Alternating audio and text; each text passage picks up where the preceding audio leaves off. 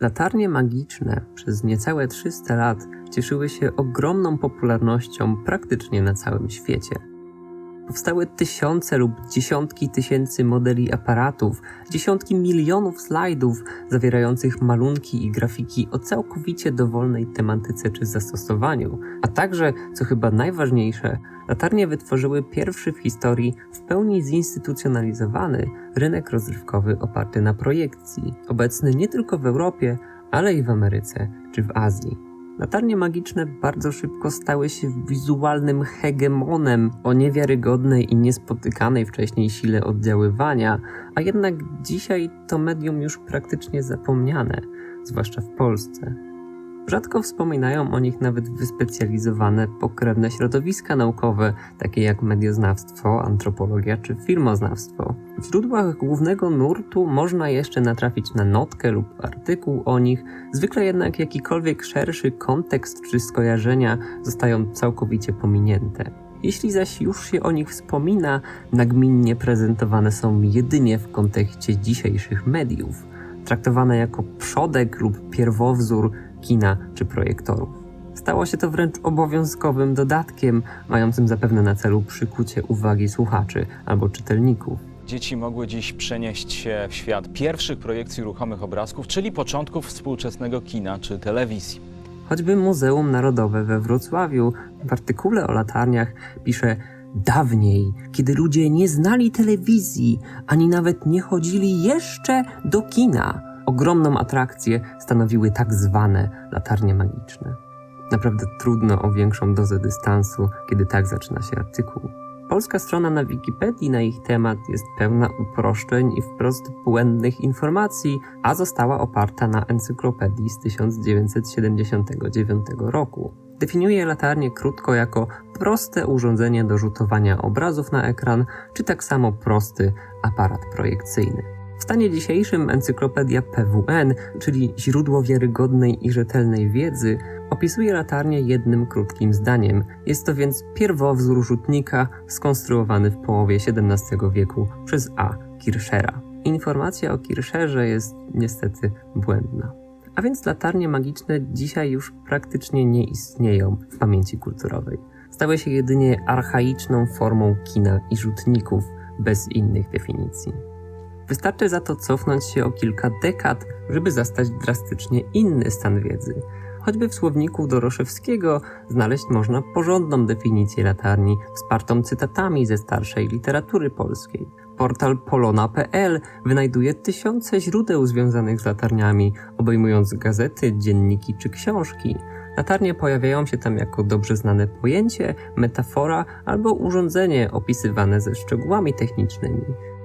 Były więc szeroko obecne i posiadały niezależną pozycję w polskiej kulturze jeszcze w XX wieku. Bodaj najlepszym polskim źródłem, jakie znalazłem, jest 37-stronicowa książeczka z 1907 roku autorstwa Stanisława Szalaja. Nazwana jest Latarnia Czarnoksięska i jej zastosowanie w szkole i przy odczytach. I jest to bardzo szczegółowy poradnik opisujący konstrukcję i zastosowanie latarni w edukacji, okraszony jest ilustracjami oraz licznymi przykładami eksperymentów możliwych do ukazania. Co istotne, instrukcje posiadają polskie nazwy własne, dzisiaj kompletnie nieobecne nawet w najlepszych, wyspecjalizowanych źródłach. Książka dostępna jest za darmo, w opisie zostawiam więc do niej link. Książeczka Szalaja posiada zwłaszcza jeden kluczowy rysunek, ukazujący latarnię z dołączonym przyrządem, który przedstawia, jak to nazwał autor, wstęgę zawierającą szereg zdjęć fotograficznych. I chodzi oczywiście o taśmę filmową. Taki bowiem był prawdziwy status początków kina. Film funkcjonował jedynie jako dodatek, nakładka na latarnie magiczne. Historia dzisiaj niezwykle rzadko o tym pamięta. Stan zapomnienia latarni trwa więc w Polsce dopiero od niecałych 100 lat. A coraz więcej środowisk, zwłaszcza zagranicznych, skutecznie przypomina ich zaginioną tradycję, pełną pułapek historycznych i poznawczych. Dzisiaj chciałbym więc porzucić kinocentryzm, do którego się przyzwyczailiśmy, i opowiedzieć o historii i tożsamości latarni magicznych z ich własnej perspektywy. Żeby jakkolwiek wyczerpać temat, podzielę ten film na 3 części. W pierwszej, czyli tej, omówię budowę i genezę medialną latarni magicznych. To, skąd się wywodzą i jak działają, stanowi podstawę do dobrego zrozumienia tego medium. W drugiej części zajmę się rozmaitymi przykładami slajdów i technik iluzji, na które pozwalały latarnie, a także omówię problem ich statusu społecznego. Zobaczymy więc, na jaki sposób można było opowiadać obrazem za pomocą latarni, jakie są ich granice narracyjne oraz jak rozmaite role mogły odgrywać w kulturze. W trzeciej części omówię narrację ustną i warstwę performatywną obecną w pokazach latarnianych, czyli sposób organizowania i uczestniczenia w spektaklu, który dominował przez większość historii. Poruszę też krótko związki z kinem, w które wpadały latarnie, współpracując z nim lub rywalizując. Konstruktywne informacje o latarniach są rozproszone w rozmaitych źródłach o różnym stopniu dostępności. Mam więc nadzieję, że zebranie kilku najważniejszych aspektów takiej serii filmów odda im należytą sprawiedliwość. Dodatkowo w opisie tego filmu umieszczę dużą ilość książek, artykułów i linków do rozmaitych portali, które zawierają ogromną ilość informacji na ich temat. Witam na kanale Bocznym Nurtem.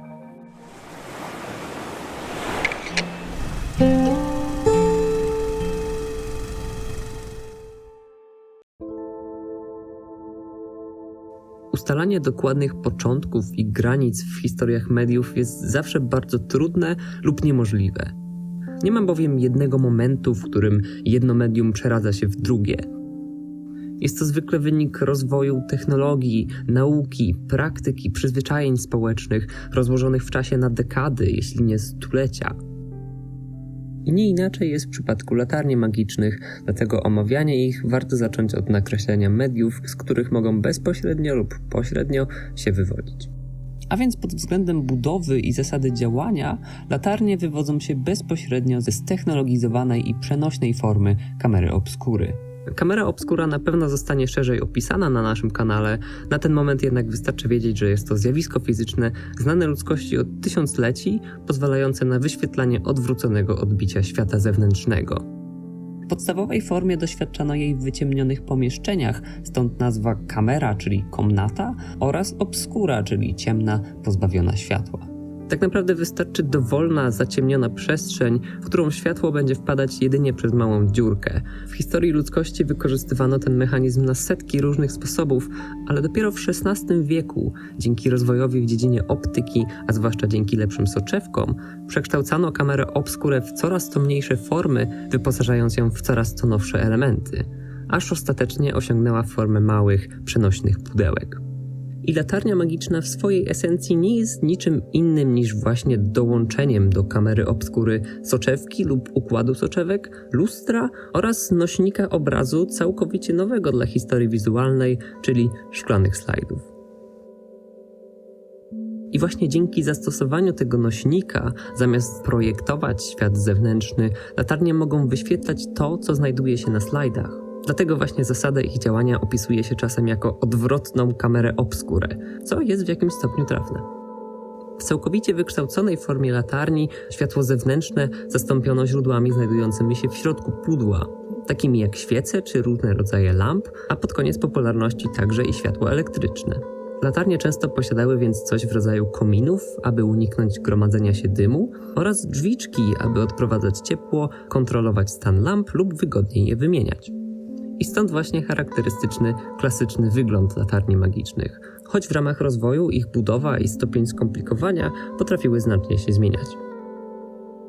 Oto więc podstawowy sposób ich działania. Światło latarni dowolnego rodzaju zostawało skupione za pomocą kondensatora, czyli zwykle 2 soczewek o konkretnej budowie.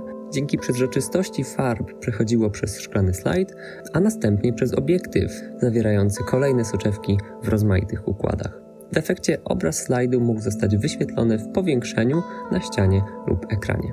Do tego schematu czasem dokładano także zakrzywione lustro, żeby jeszcze lepiej wykorzystać ilość produkowanego światła.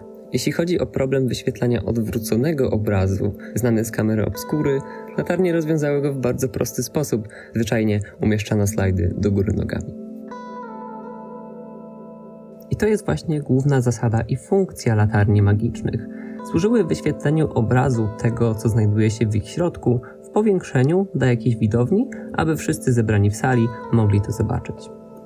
Ten układ optyczny może się wydawać prosty, ale należy pamiętać, że był możliwy do osiągnięcia dopiero w okolicach XVI wieku i wiązało się to ze wspomnianym rozwojem w sztuce wytwarzania soczewek, ale także z rozwojem teleskopów czy mikroskopów. A więc właśnie w okolicach tego czasu konkretne połączenie soczewek pozwoliło po raz pierwszy w historii technologicznie rozszerzyć ludzki wzrok na takie skale. I tak naprawdę ten sam układ wykorzystywany będzie nie tylko w projektorach filmowych, ale jeszcze choćby w grafoskopach używanych do dzisiaj w dydaktyce. Wertykalna latarnia opisana przez Szalaja w 1907 roku praktycznie całkowicie pokrywa się z ich budową. Wymieniono jedynie światło na elektryczne, dodano wiatraki, aby lepiej odprowadzać ciepło, a szklane slajdy zamieniono na foliowe. I dla wielu z nas grafoskopy to prawdopodobnie najbliższe zetknięcie z czymś przypominającym latarnię, nawet jeśli zwykle nie działały zbyt dobrze. Układ optyczny używany w latarniach pozostawał aktualny aż do nadejścia technologii cyfrowej około 40 lat temu. Stanowią więc one esencję urządzenia, które nazywamy projektorem i bez wątpienia ustaliły normy technologiczne projekcji świetlnych.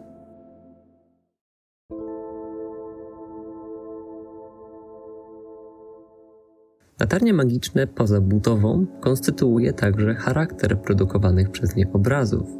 Przezroczyste slajdy gwarantowały projekcjom barwności i efemeryczności, urzekając widzów. Obrazy latarniane rzadko były też statyczne. Dzięki różnorodnym i skomplikowanym mechanizmom slajdów na ekranie prezentowano zaskakujące przemiany oraz iluzje, których zasady pozostawały dla widzów niejasne, nadając pokazom aurę tajemnicy.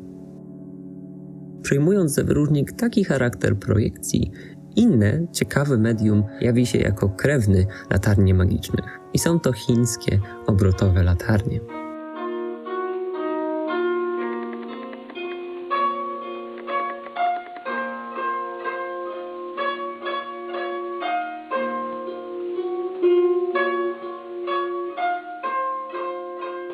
Po angielsku nazywa się je także Revolving Lanterns albo Trotting Horse Lanterns, a oto chińskie wersje ich nazw. 走马灯 Ich historia może sięgać aż do VI wieku, czyli na około 1000 lat wcześniej niż pierwsze próby technicyzacji zjawiska kamery obskury. Sylwetki w chińskich latarniach ukazywały zwykle jeźdźców na koniach, a ruch obrotowy sprawiał wrażenie niekończącej się pogoni postaci za sobą. Stąd właśnie ich alternatywna nazwa galopujących latarni. Takie latarnie obracały się dzięki cieple świecy za pomocą papierowych, specjalnie zagiętych turbin, nazywanych potocznie parasolkami. Wycięte sylwetki umieszczone na pręcikach w środku, kręcąc się powoli wraz z latarnią, projektowały na płótno ruchome cienie, tworząc tym samym niejako stan pośredni między teatrem cieni a latarnią magiczną. Tradycja latarni obrotowych jest dalej żywo kultywowana w Chinach oraz w Wietnamie. Na specjalne okazje wykonuje się je tam własnoręcznie, często też w formie warsztatów dla dzieci. Z ich pomocą przedstawia się też czasem krótkie historie znane z tradycyjnych podań albo z popularnych nowel, posiadają więc skromny potencjał narracyjny. Są też tematem wierszy oraz ludowych piosenek. Đèn kết giấy hoa thật xinh, em yêu cái cây là đèn cù, mù tít xe ngựa đuổi quanh. Jeśli jakiś sinolog albo wietnamista znajdzie więcej informacji na ich temat, bardzo prosimy o kontakt albo podzielenie się czymś w komentarzu, bo źródła angielskie bywają mocno ograniczone. Obrotowe latarnie wywarły też jakiś wpływ na inne kultury. Wyraźnie inspirowane nimi były choćby późnośredniowieczne lanternes vives. To jedyny zachowany przykład, jaki mogłem znaleźć, ale z ich opisów wynika, że oparte były na takiej samej zasadzie, posiadając obracający się cylinder, przezroczysty papier i wycięte figury. Takie lampy również projektowały obraz figur dookoła siebie, a jeśli cylinder posiadał otwory, ukazywały się głównie zmienne kolorowe kształty i przebłyski, magiczne kolorowe światła. A więc mechanizm projekcji, wyświetlanie postaci na płótnie, czy magiczne, urzekające kolory i kształty, które konstytuują latarnie magiczne, jak zwykle z perspektywy medialnej nie są wynalazkiem ich samych i nie należą tylko do nich. Są raczej wykorzystaniem czy zespoleniem elementów odmiennych i starszych tradycji.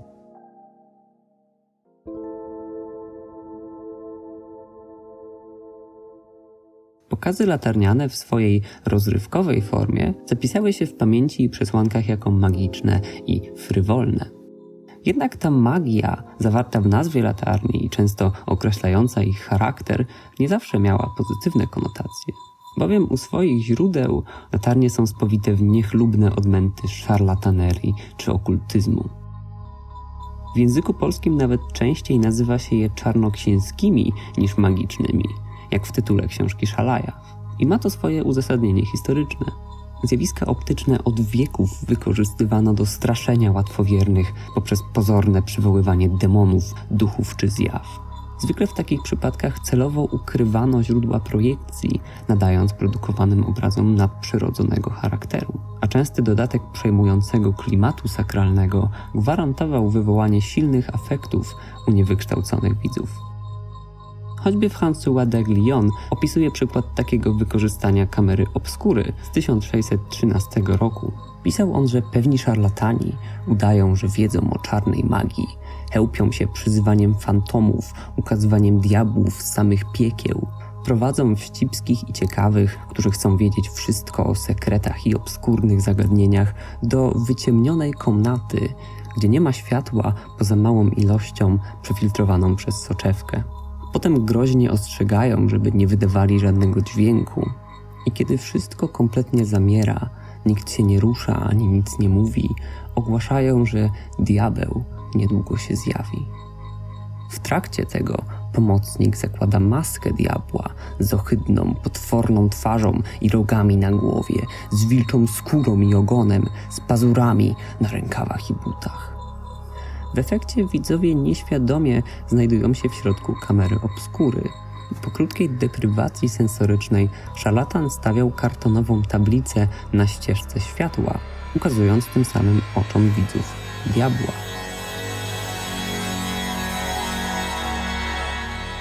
A raczej obraz znajdującego się na zewnątrz pomocnika.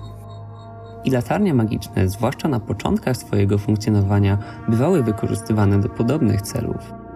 Nawet jeszcze pod koniec XVIII wieku, czyli po 150 latach od powstania, znalazły zastosowanie w seansach okultystycznych samozwańczego masona Johanna Schroepfera.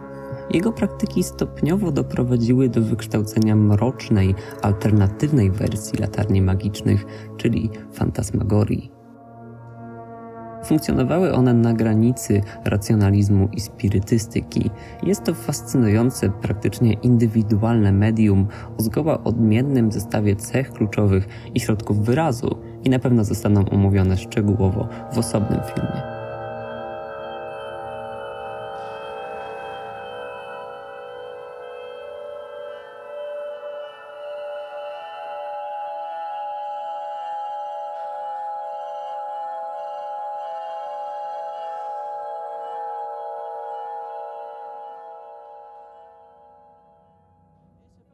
Robert Hooke, angielski optyk, w okolicach 1660 roku urządzał pokazy z pomocą tzw. eksperymentu optycznego. I było to urządzenie wielkości całego pokoju, które imitowało mechanizmy latarni magicznych, zanim jeszcze szczegóły ich konstrukcji zostały ujednolicone.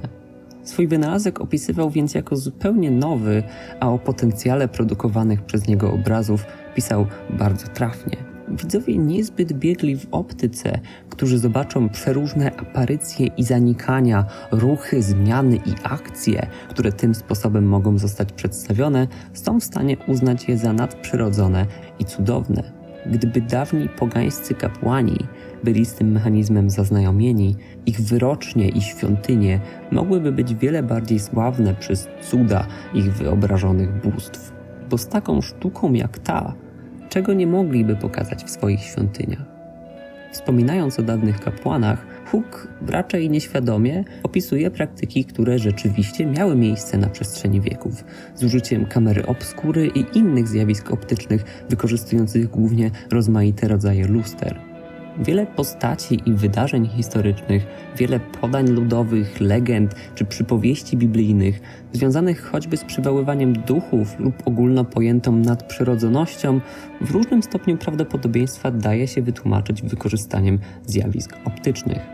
I powstało na ten temat już wiele tekstów naukowych, pozwolę więc sobie wymienić tylko 3 nazwiska. A więc Hermann Hecht w swoim tekście The History of Projecting Phantoms, Ghosts and Apparitions wymienia właśnie rozmaite wydarzenia historyczne i przypowieści biblijne, nieodróżnialne dla ówczesnych ludzi od magii i cudów, które mogły zostać osiągnięte za pomocą prostych sztuczek optycznych obnażonych później przez naukę. Eusèbe Salvert w klasycznej już oświeceniowej pozycji Occult Sciences prześledził praktyki starogreckich alchemików i taumaturgików, czyli cudotwórców, zdradzając ich fizyczne, chemiczne lub optyczne podłoże. Także oni wykorzystywali naukę do praktyk szarlatańskich, skutecznie ukrywając zasady ich działania, przekazując je jedynie w swoim obrębie. Za to Matt Gatton, rozwijając swoją teorię paleokamery, szuka dowodów na wykorzystanie projekcji figurek bogów wywołujących rzekome objawienia podczas wielkich Dionizji. Upatruje też zjawisk optycznych w konstrukcji świątyni ze starożytnego Egiptu, a wreszcie, sięgając najdalej w historię, szuka wykorzystania optyki w obrzędach i praktykach szamańskich, które mogły zapoczątkować czy choćby umocnić pierwsze wierzenia religijne. Nie sposób prześledzić setek podobnych praktyk wykonywanych anonimowo przez wieki, zwłaszcza że w większości nie zostały zdemaskowane, opisane ani nawet nazwane. Latarnie magiczne wyrastają właśnie na tych prastarych korzeniach okultystycznych. Sama magia bywa zresztą definiowana jako zespół działań rytualnych, symbolicznych, których celem jest osiągnięcie pożądanych skutków, postrzeganych jako niemożliwe do realizacji przez samo tylko działanie praktyczne. Na to również zwracał uwagę Robert Hooke, pisząc, że mechanizmy latarni mogą wyraźnie oddać praktycznie każdą rzecz, która może zostać zobaczona, w taki sposób, że środki powstawania tych aparycji pozostaną nie do odkrycia. A więc ta zachwycająca magia obrazów latarnianych może być rozumiana jako ujarzmienie podobnych praktyk szarlatańskich, przearanżowanie ich w pozytywne i bezpieczne cele rozrywkowe, czy też konstruktywne, naukowe.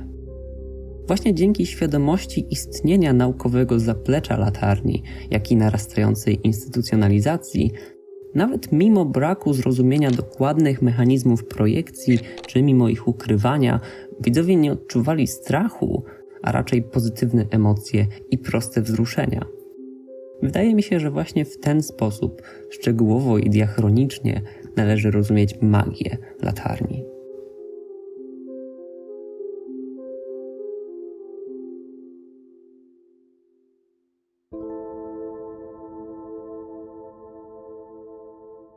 Ostatnim elementem genezy latarni magicznych jest zamknięcie wszystkich omówionych cech i powiązań w pojedynczym, przenośnym urządzeniu o konkretnej budowie, czyli historię latarni jako wynalazku. Ale ustalenie oficjalnego konstruktora latarni również jest zadaniem trudnym. Pojawiło się sporo pretendentów do tego miana, a zwłaszcza kiedy okazały się popularne i zyskowne. Niektórzy z nich przez swoją autokreację odnieśli sukces w zafałszowaniu historii, a niektórzy zostali przez nią wyparci, ponieważ nawet jeśli korzystali z podobnych urządzeń, nie pozostawili za sobą dostatecznej ilości dowodów. To bardzo zawikłany problem i nie będę w niego wnikać. Aktualnie więc w oparciu o najstarsze w pełni potwierdzone doniesienia za twórcę latarni uznaje się Christiana Huygensa.